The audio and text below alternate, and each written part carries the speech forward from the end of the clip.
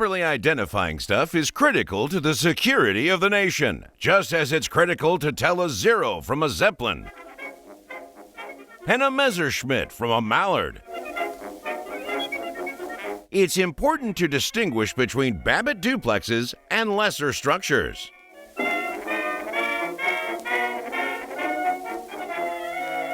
Why is this critical? I'm glad you asked. If we're not vigilant, enemy housing could infiltrate our precious neighborhoods.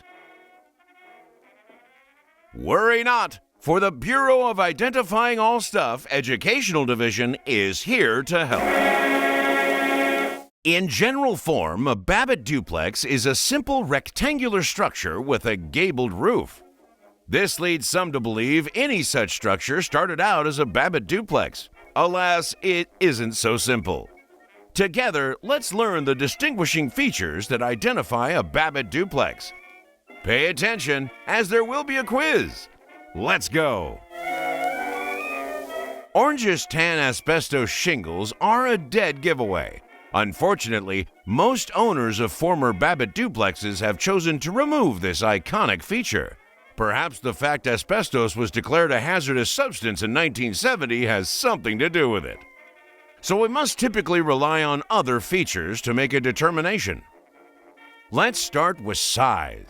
Babbitt duplexes were all 55 feet long by 27 feet wide. In comparison to common objects everyone's familiar with, that's roughly 5 Bactrian camels long by 4 llamas wide. The angle of the roof is also an important identifier. Babbitt duplex roofs were angled at approximately 20 degrees. Modifying the angle of an existing roof is hard, so most people don't bother. If a structure's roof is obviously flatter or steeper than 20 degrees, you can most likely rule it out as a Babbitt duplex. Next, consider the placement of fenestrations. That's a fancy word for any openings in a structure, such as doors and windows. Fun fact, defenestration is the act of throwing someone out the window. Doors, windows, and gable vents were symmetric on Babbitt duplexes regardless of interior layout. Even when heavily remodeled, at least some of the window and door openings typically retain their original placement. The more of these locations a building matches, the more likely it's a Babbitt duplex. Now, let's examine the placement of exhaust vents and porch overhangs. Looking at the front of a building, imagine a set of vertical lines dividing the structure into quarters. On a Babbitt duplex, the edges of the porch overhang roughly align with the 1/4 and 3/4 marks. Exhaust vents through the roof also share this alignment. Relocated duplexes may or may not retain chimney structures around the exhausts. While the porch overhang and exhaust vents can be moved or eliminated during a remodel, their presence in these original locations increases the likelihood a structure is a Babbitt duplex. Remodeling that includes additions makes identification more challenging. But don't give up. Learn to ignore additions and focus on the core structure. Some key Babbitt features at proper locations may still be visible despite added rooms.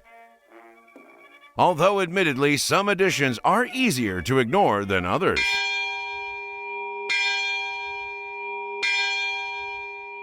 Now it's time to put your newfound knowledge to the test. A series of buildings will be displayed on the screen. You'll have 10 seconds each to judge how likely a structure is to have started its life as a Babbitt duplex. Get your pencils ready. Let's go! Let's start with an easy one.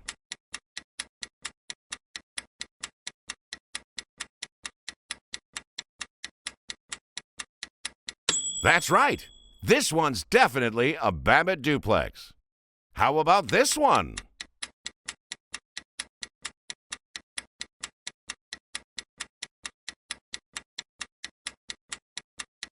A little less obvious, but again, certainly a Babbitt duplex.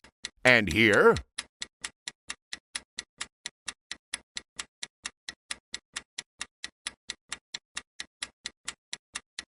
We can't completely rule it out, but as it lacks many of the expected details, probably not.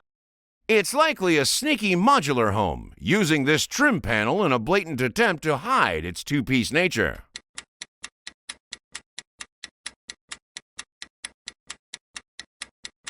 Just making sure you're paying attention. If you said yes, get your eyes checked. Here's a curveball for you.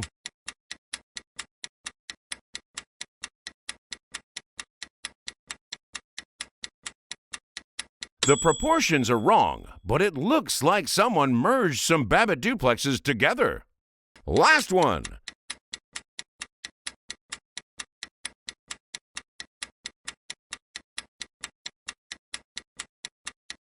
The gabled roof on this one caught me out, but no, definitely not a Babbitt duplex. Identification can be complicated by the fact that sometimes multiple Babbitt duplexes are combined together into more complex structures.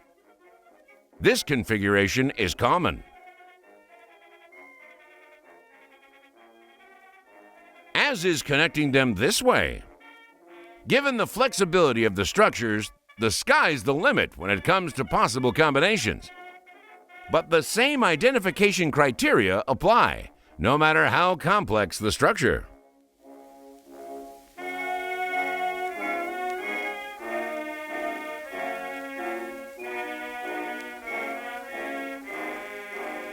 Congratulations! You're now a qualified Babbitt Duplex Spotter with a sacred duty to keep foreign houses from infiltrating our neighborhoods. But most importantly, keep your eyes peeled for real Babbitt duplexes, as you never know when you might run across one.